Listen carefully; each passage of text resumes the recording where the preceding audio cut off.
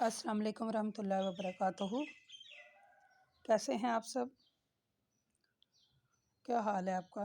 अल्लाह ताला से उम्मीद करती हूँ आप ईमान और सेहत की बेहतरीन हालत में होंगे इंशाअल्लाह ताला। अल्लाह ताला हमारी तरफ और आने वाले शर को खैर में बदले। आज का हमारा सबक सूरत अराफ जो है उसकी आयत नंबर हम 27 से पढ़ेंगे आज। तो चलें अपना सबक हम स्टार्ट करते हैं।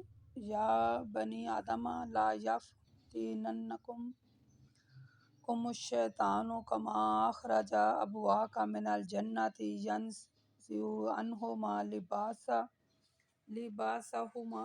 अल्लाह कहते हैं पीछे वाली जो आयत थी हमने लिबास का उसमें पढ़ा था, तो ये भी लिबास के मुतल्लिक़ ही हैं। यानी पिछले जो काम था उसको जारी रखते हुए अल्लाह ताला ने बनी आदम से फरमाया है, आदम होशियार रहना कि शैतान तुमको फितने में मुब्तला ना कर दे, जिस तरह इसने तुम्हारे माँ बाप को फितने में डाल रखा है। जिस तरह इसने तुम्हारे माँ बाप को फितने में डालकर जन्नत से निकलवा दिया है ताकि उनसे इनके कपड़े उतरवाए और इनके सतर जो थे उसको दिखाए, और वो इसका जो कबीला है तुम्हें इस जगह देखने। यानी अल्लाह ताला ने पिछली आयत में हमने लिबास के बारे में, मैंने आयत नंबर जो 26 है तकरीबन आधे घंटे की, मतलब मैंने लिबास के ऊपर है, मेरी जो ऑडियो है वो लिबास के ऊपर है, और इसी सिलसिले को जारी रखा। तो अल्लाह ताला ने फिर यानी इस आयत में अल्लाह ताला ने हाईलाइट किया ए आदम, यानी इस वो जो आयतें थी वो लिबास के मुतल्लिक़ा थी। इन आयात, ये जो आयात हैं ये भी यानी उससे आगे शुरू होती हैं। अल्लाह इंसान को मुखातब कर रहा है कि बनी आदम, यानी अल्लाह ताला कहता है बनी आदम से फरमाया अल्लाह ताला ने कि इन शैतान से बच के रहना। जैसे अल्लाह ताला कहते हैं जैसे शैतान ने हज़रत आदम अलैहिस्सलाम और अम्मा हवा को जन्नत से निकलवाया था, उनके वो जो सतरज़ार हो गए थे और फिर उन्हें जन्नत के वो जो पत्ते थे वो मसलन वो अपने सतर को छुपाने के लिए उन्होंने उन पत्तों का इस्तेमाल किया। तो अल्लाह इसमें कह रहे हैं बनी आदम इन शैतान से बच के रहना, जिस तरह उसने हमारे माँ बाप यानी अम्मा हवा और बाबा आदम को यानी कि जन्नत से निकलवाया था। ये ना हो कि तुम उनके दोस्त बन जाओ, ठीक है, और बेईमान हो जाओ। और ये मसलन ये जब ये बेहयाई का कोई काम करते हैं तो कहते हैं हमने अपने अबाईजात को इसी तरह करते पाया, अल्लाह ताला ने भी हमें यही हुक्म दिया है। ए रसूल आप कह दीजिए अल्लाह बेहयाई का हुक्म नहीं देता, क्या तुम अल्लाह की तरफ ऐसी बात को मनसूख करते हो जिसका खुद तुम्हें इल्म नहीं? कालू वजादना इलैना आबाना वल्लाहु अमारना बिहा कुल्लु इन्नल्लाह यामुरु बिल फाहशा या तक़ूलूना अलल्लाहि मा ला तालमून।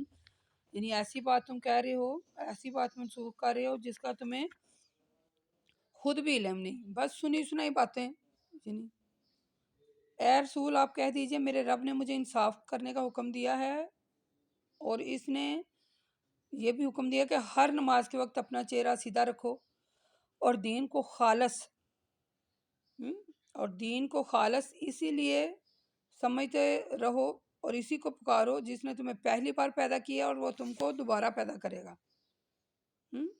कुल्लू हमारा रबी बिल किस्ती वाकिमु वजूकुम इंदा कुल्लु मस्जिदिन वदऊहु मुखलिसीन अलाहुद्दीन। ठीक है, यानी इसने एक ऐसी जमात को हदायत के रास्ते पर चलाया लेकिन एक जमात पर गुमराही साबित हो गई और वो हदायत के रास्ते पर ना आ सके, इसलिए उन्होंने अल्लाह को छोड़कर शैतानों को अपना दोस्त बनाया और वो ये समझते हैं कि वो हदायत पर है।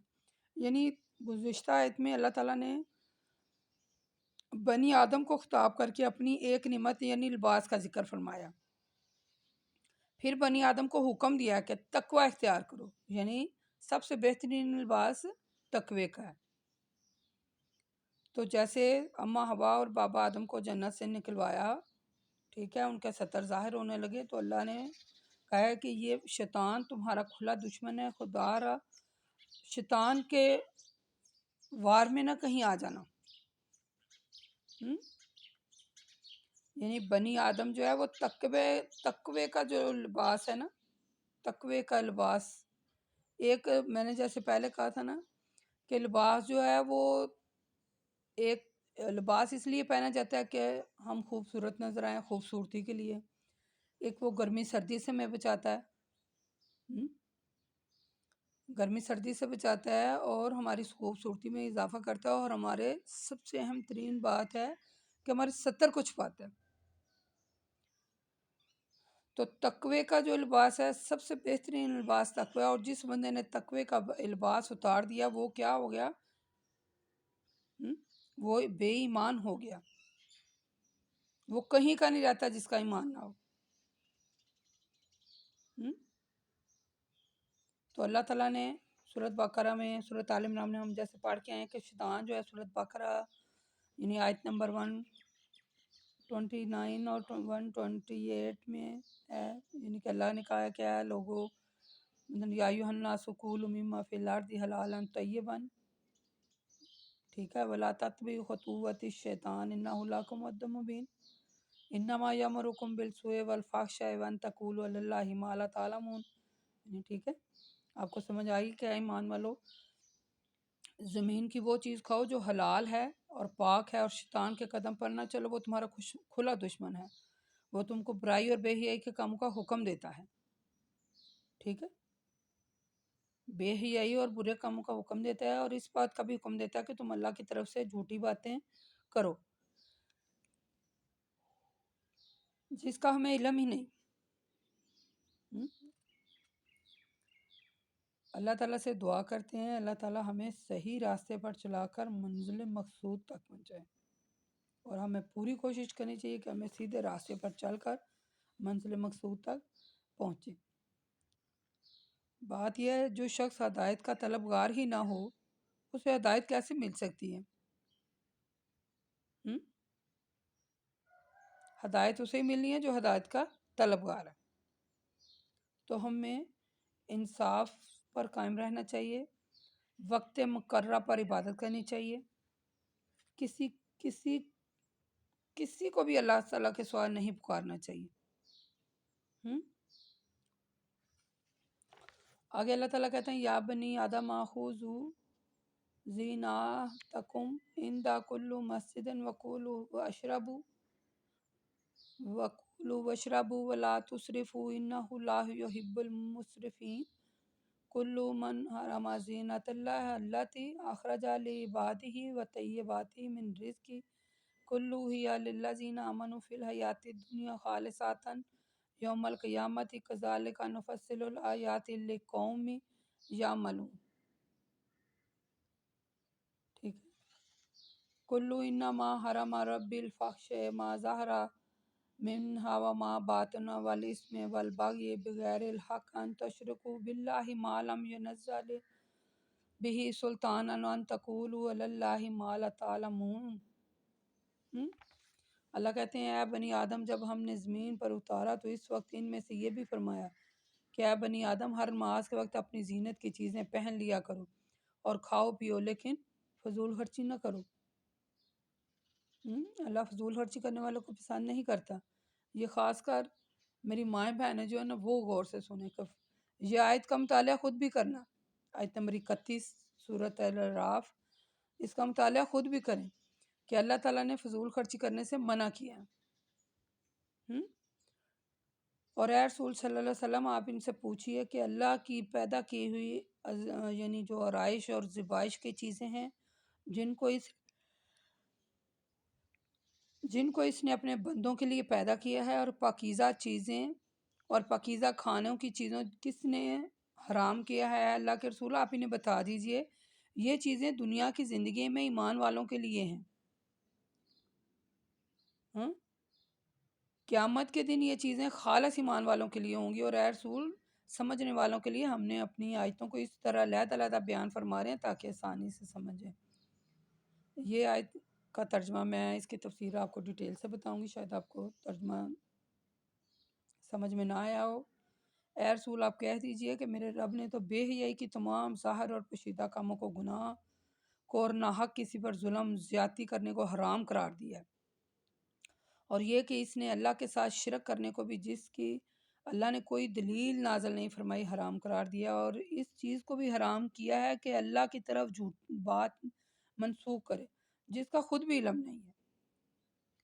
ہر جماعت کی ہلاکت کا ایک وقت مقرر ہے، آپ یاد رکھیں، جب ان کا مقررہ وقت آ جاتا ہے تو پھر وہ ایک گھڑی کی بھی تاخیر نہیں کرتے۔ یعنی ایام جہلیت میں لوگ کعبہ کا طواف جو ہے وہ برہنہ ہو کر کرتے تھے، ٹھیک ہے، تو کپڑوں کو جب وہ کپڑے انہیں مل جاتے تو وہ استعمال کرتے، اور اگر نہیں ملتے تو برہنہ ہو کر طواف کرتے۔ حضرت عبداللہ بن عباس رضی اللہ تعالیٰ عنہ فرماتے ہیں، ایام جہلیت میں عورت کعبہ کا طواف ایسے کرتی تھی کہ وہ برہنہ ہوتی، طواف کرتے وقت وہ یہ کہتی کہ ہے کوئی جو مجھے مثلا ایک کپڑا ہدیہ دے دے تاکہ میں اسے اپنی شرمگاہ پر ڈال دوں۔ پھر وہ کہتی آج یا تو شرمگاہ کچھ کھل کر رہے گی یا پوری کھل کر رہے گی، بہرحال جتنی بھی کھل کر رہے گی میں اسے حلال کسی پر بھی حلال نہیں کروں گی کہ اسے کوئی دیکھے۔ یعنی اس رسم کو ختم کرنے کے لیے یہ آیت اللہ نے اتاری کہ تم اپنی زیب و زینت کی چیزیں پہن لیا کرو، اپنا ستر چھپایا کرو، جب مثلا جب تم اللہ کے سامنے نماز کی حالت میں پیش ہو تو اپنی زینت کی چیزیں پہن لیا کرو۔ اللہ کو یہ پسند ہے کہ اللہ خوبصورت ہے اور خوبصورتی کو پسند کرتا ہے۔ اور اللہ تعالیٰ کہتے ہیں کھاؤ اور پیو اور پہنو اور فضول خرچی نہ کرو، یعنی اللہ تعالیٰ فضول خرچی کرنے والوں کو پسند نہیں کرتے۔ یہ تو حکم اللہ نے بنی آدم کو شروع سے مثلا ابتدائی میں دیا گیا تھا۔ اس کا مقصد ہے کہ نماز میں کامل الباس جو ہے وہ انسان پہنے، ٹھیک ہے، اور پردے کو اپنے اوپر لازم رکھے۔ یہ ایام جہلیت کا تھا، تو پھر اللہ تعالیٰ نے لباس اتارا اور ساتھ میں یہی کہا کہ اپنی یعنی کہ زیب و زینت کی چیزیں پہنیں اور لباس پہنیں۔ اور اللہ تعالیٰ کہتے ہیں کہ مسجد کا ذکر اللہ نے فرمایا کہ مسجد کے معنی کیا ہیں؟ مسجد کے معنی نماز پڑھنے کی جگہ کے بھی ہیں، ٹھیک ہے۔ نماز پڑھنے کی جگہ میں تمام مساجد اور مسجد حرام بھی آتی ہے، تو جب مسجد حرام بغیر زینت کے جانا منع ہے، یعنی اس کا طواف کرنا منع ہے، تو پھر ساری مسجدوں میں ہی ایسے ہے۔ اللہ کے رسول صلی اللہ علیہ وسلم فرماتے ہیں کعبے کا طواف نماز ہے، اور طواف کے دوران باتیں کم کیا کریں۔ اس کا ذکر ہم آگے چل کر پڑھیں گے سورۃ حج میں، یعنی حج کا جو سلسلہ ہوگا نا اس میں ہم یہ پڑھیں گے، یہ اس آیت کا جو تشریح وہاں چل کے کریں گے۔ تو اس میں ان آیتوں میں اللہ تعالیٰ نے اس کے بارے میں ایک اور صحیح مسلم کی حدیث ہے جو یہاں میں آپ کو کاؤنٹ کرتی ہوں۔ اس آیت میں یعنی کہ اس آیت کے نازل ہونے کے بعد اللہ کے رسول صلی اللہ علیہ وسلم نے اعلان کر دیا کہ اب کوئی شخص برہنہ ہو کر طواف نہیں کرے گا۔ حضرت ابو ہریرہ رضی اللہ تعالیٰ عنہ فرماتے ہیں حضرت ابوبکر صدیق نے اس حج میں جس میں رسول صلی اللہ علیہ وسلم نے حج الوداع سے قبل ان کو امیر حج بنا کر بھیجا تھا، تو مجھے قربانی کے چند آدمیوں کے ساتھ بھیجا، تو میں لوگوں میں یہ اعلان کر دوں کہ اس سال کے بعد نہ کوئی مشرک حج کر سکے گا اور نہ کوئی شخص برہنہ ہو کر کعبہ کا طواف کر سکے گا۔ یہ اس آیت کا شان نزول اگرچہ خاص ہے لیکن الفاظ عام ہیں، اتنے عام ہے کہ مثلا ہر بندے کو سمجھ آ گئی ہے کہ مسجد، ٹھیک ہے، جب بھی مسجد میں جانے کا وقت ہو تو اپنی زینت کی چیزیں پہننا فرض ہے، ٹھیک ہے۔ وہ جو میں نے آپ کو حدیث سنائی ہے نا کہ اللہ کے رسول صلی اللہ علیہ وسلم فرماتے ہیں صحیح مسلم میں اللہ خوبصورت ہے اور خوبصورتی کو پسند کرتا ہے، ٹھیک ہے۔ ایک اور حدیث میں آپ کو سناتی ہوں، اللہ کے رسول صلی اللہ علیہ وسلم فرماتے ہیں جس شخص کو اللہ نے نعمت سے سرفراز فرمایا تو اللہ اس بات کو پسند کرتا ہے کہ اپنی نعمت کا اثر اپنے بندے پر دیکھے۔ یہ بات آپ یاد رکھیے گا۔ دوبارہ حدیث کو بتاتی ہوں، اللہ کے رسول صلی اللہ علیہ وسلم فرماتے ہیں کہ جس شخص کو اللہ تعالیٰ نے نعمت سے سرفراز فرمایا ہے تو اللہ اس بات کو پسند کرتا ہے کہ اپنی نعمت کا اثر اپنے بندے پر دیکھے، یعنی اس کی نعمت کا اثر اس کے بندے پر ظاہر ہو۔ نتیجہ یہ نکلتا ہے کہ اللہ تعالیٰ خوبصورت ہے اور خوبصورتی کو پسند کرتا ہے۔ ہاں، کیا خیال ہے؟ لباس جو ہے وہ عمدہ ہو، پاک صاف ہو، خوبصورت ہو، تو یہ نہیں ہے کہ ہر نماز میں آپ مثلا نیا لباس اگر افورڈ کرتے ہیں تو پہنیں، لیکن لباس پاک صاف اور صاف ستھرا ہونا چاہیے، جو ہمارے ستر کو چھپائے، ہماری خوبصورتی میں اضافہ کرے، ہمیں گرمی سردی سے بچائے۔ بار بار اللہ تعالیٰ نے یعنی اس بار بار اللہ اس لیے زور دے رہے ہیں کہ لباس کا ایک مقصد ہے۔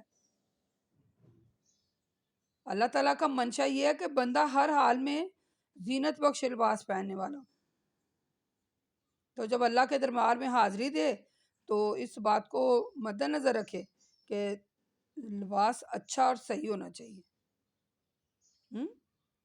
اللہ کے رسول صلی اللہ علیہ وسلم نماز میں لباس کا خاص اہتمام فرماتے تھے، یعنی حضرت عبداللہ بن عباس رضی اللہ تعالیٰ عنہ فرماتے ہیں، صحیح مسلم میں رسول صلی اللہ علیہ وسلم نے اپنے کپڑے زیب تن فرمائے، پھر نماز کے لیے باہر تشریف لے گئے۔ ستر پوشی کا خیال رکھیں، ٹھیک ہے، صفائی ستھرائی کا خیال رکھیں، اپنے ستر ڈھانپیں، فضول خرچی نہ کریں۔ آج کے لیے اتنا ہی کافی ہے۔ وما الینا الا البلاغ المبین، اقول قولی ھذا استغفر اللہ۔ لباس کے بارے میں نے پہلے بھی بہت زیادہ کیا ہے آڈیو کے میں کیا ہے، اور اس لیے میں اس میں کم کہہ رہی ہوں، ٹھیک ہے۔ السلام علیکم ورحمۃ اللہ وبرکاتہ۔